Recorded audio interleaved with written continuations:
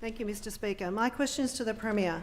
Premier, thank you from me personally for your promise on stopping the raising of the Warragamba Dam wall. My community voted strongly against the last government due to this plan. I've written to the Minister for Water to seek a repeal of Part 5A of the Water New South Wales 2014 Act. Premier, what is the delay in repealing a few lines that will stop future ministers for water to inundate the national park and raise the dam wall? And will you commit to work with me to get the Act changed back to back up your personal statement and legislate against any future government pursuing this terrible plan? Member for Wallandilly, I'll call the Premier, but the question was probably out of order in a number of ways, but I think the Premier can answer the question.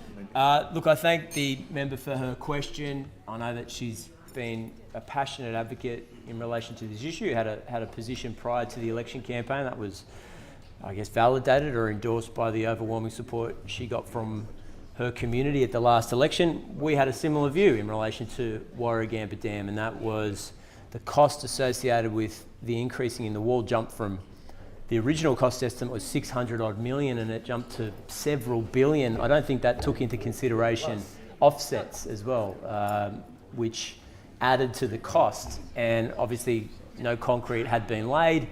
The engineering associated with such a massive change was huge. And for those that understand the flooding issues in Sydney's northwest and the Nepean, 45% of floodwaters don't come over the top of Warragamba Dam. They access the valley through other rivers and tributaries.